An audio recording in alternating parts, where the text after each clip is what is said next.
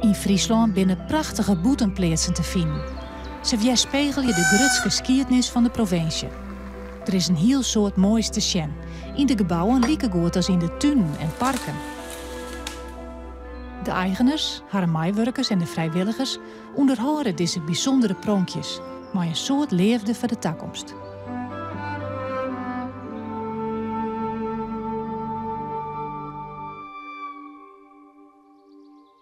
Boetenplaatsen binden er in alle soorten en maten. Onder de stiel van het huis is vaak te zien wanneer het bouwd is. Maar net altijd. Door de eeuwen heen ben ze soms bot verloren. Bij Epema-staten van de familie van IJzinga is dat net het geval. Maar het is dan ook altijd in handen van dezelfde familie. Nou, we zijn hier op de Epema-staten en die is zo'n 1922 eigenlijk IJzinga bezit worden. Toen mijn beppe verstoor, uw mems mem. En uw mems mem wie een haringsmama van haarzelfs en Rengers. En de Rengersfamilie die had hier honderden jaren het bezit en het eigendom gehad. En het is begonnen in 1561 met de Burmania's.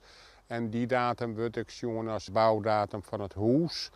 Hoewel er wel gedachten binnen dat er al wat wie van een volle lietser iets. Een steens is wel eens zijn worden. Een steenhuis meer richting de kerken, maar dat is eigenlijk nooit bewezen worden. Maar de officiële stifting van het huis is altijd 1651 gehouden. Dus het is al hier lang in de familie, want het is via de vrouwelijke lijn altijd in de familie geweest. Ja.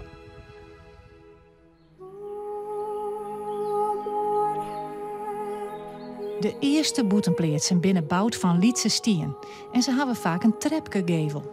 Het Poptaslot is daar een mooi voorbeeld van. Lettere boetenplaatsen binnen meestentijds te herkennen onder het stukwerk en onder de klassieke gevel. In al die jaren binnen een soort status verbouwd en er is wat onbouwd.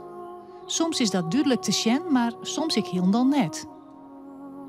Op gewoon status kist hij de jeddere bewenners in haar huis nog heel goed voorstellen. Dit is een kamer die het inrichten is, maar een heel soort portretten van de familie van Wageningen. Tenminste de band van Gerardus en Jacoba Hoed. En begin 19e eeuw. En staat Jo Schugger binnen ze gewoon een heel mooi oorbeeld. Je krijgt echt een beetje een beeld van die tijd. Ik maak die hege borsten en zo en handschoenen. Het is net een stielkamer, want we zeiden van we willen een beeld schetsen van een familie die het hier wennen had.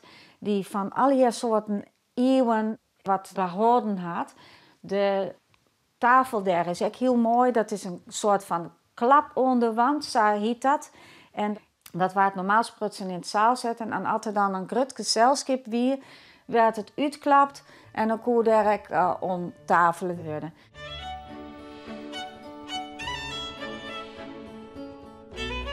Een van de bewensters van Dekema-staten wie Geertruida van Wageningen. Ze waren eind 19e eeuw binnen en wie een echte dame van haar tijd. Geertruida daarachter die had een aantal tekeningen maken, like als de vrouwen in die tijd dienen. Musiceren, tekenen, schilderen, borduren. Dat we zo'n beetje wat dwaan mochten. En hier hing het in deze kamer ook in die zij maken had. Nou, ze hebben alle eeuwen bij elkaar. Die Tjen liet goed een Friese familie libje koe.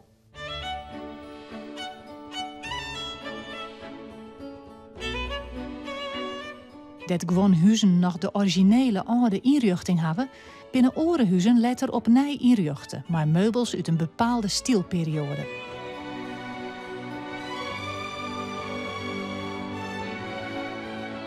Tjalling van IJzinga is net alleen nog eigenaar van Epema-staten, maar ik van landgoed Bosoort.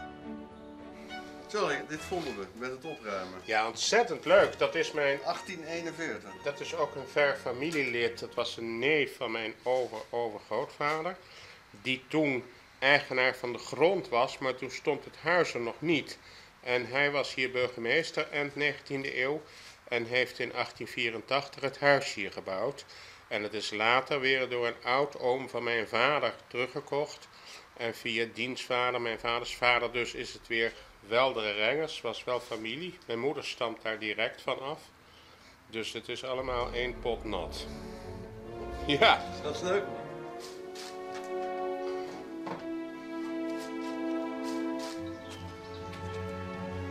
We gaan er een plekje voor zoeken.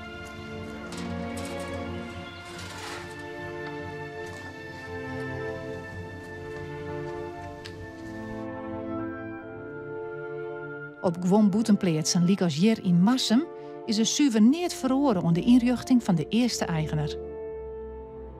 Ik denk dat als meneer Popta hier nou nog weer eens een keer terug herinneren zou, dat hij dan wel zeggen zou van, wat is het hier verloren?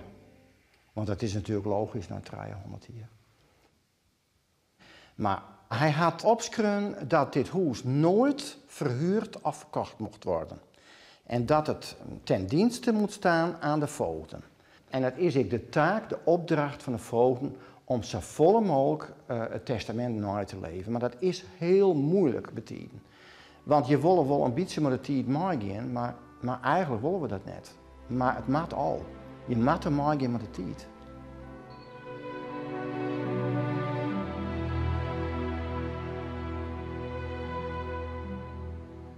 Er zijn 4 vaden die passen op het nalatenschap van Henricus Popta. Een eervolle taak die het extra zijn voordelen had. Die voogden, mooie heren gaan staten, ofwel Popta-slot, mooie zij onbeperkt broeken. Ik hun dames, maar zij moeten er altijd zelf bij wezen. Dus het kan net onttreddend verhuurd worden. En dat hier hij heel mooi betocht. En we moeten dus begrijpen dat die eerste jaren dan weer nooit wat te doen, want het slot weer redelijk leeg, er staan hier wel wat meubels, maar het lietsgoed, dat wie al hier verkocht. Toen begonnen de voogden steeds vaker gebruik te maken van dit huis. En toen ben in die 300 jaar ben er ik wel moderniseringen geweest. Net altijd lieke goed. En sommige moderniseringen hebben ze ik weer omdraaid. Dat is dus in jongetje 6 gebeurd. Toen ben bijvoorbeeld alle glazen leervensters, die wien al je verdween, die hebben ze al je weer ombrengen. En toen is er weer servies gekocht en er zijn nog weer antieke meubels bij gekocht. Dus het slot is eigenlijk heel inricht met Popta-spullen. En ze hebben dus ik nog antieke meubels erbij gekocht. Maar ze woonden gewoon eigenlijk weer een huis wat 17e en 18e eeuws inricht weer. Nou, en daar ben ze heel goed in slagen. Jonken het Gruttehoes binnen er op een boetenpleets ik oren gebouwen. Liek als een poatengebouw, een hoes voor de tuinman, een theekoepeltje of een prieeltje. Op gwonplakken stiert het hoes er net meer, maar binnen nog wel 1 of 2 bijgebouwen. Voorbeelden daarvan binnen de Riesterbosk en Jongemastaten van het Frieske Geer. Hier is eigenlijk niks meer van het oude gebouw te zien wat je steen had. De oude staten hadden ze sloopt. De contouren ben hierachter nog wel heel duidelijk zichtbaar. Verderop zit een soort van kijker waar men doorheen zien kan om echt voor te stellen hoe het oude statengebouw er vroeger uitzien had. En op de andere kant hebben we nog een prachtig mooi poort gebouwd van sectie 3. Dus ja, dat is ondertussen rond 400 jaar dat die gebouwd is en die is nog steeds zichtbaar in het veld.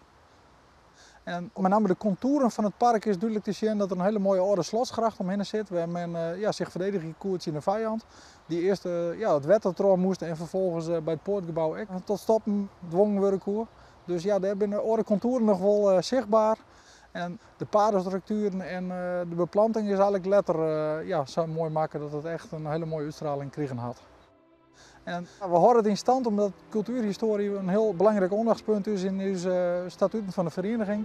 Dus van die cultuurhistorische parels die willen we graag voor lengte van jaren in stand houden. Gelukkig binnen een soort boetenpleetsen nog in volle glorie te bezien. Maar er is ook een soort verdwoen. Het is belangrijk om dat wat er nog is te behouden voor de toekomst. Als stille tjoegen van de rieke Frieske geschiedenis. Wat lang net elke niet weet is dat er in Friesland volle minder boskwest hier zonder de boetenpleetsen. Daarover en oer heel bijzondere natuur gaat de volgende aflevering.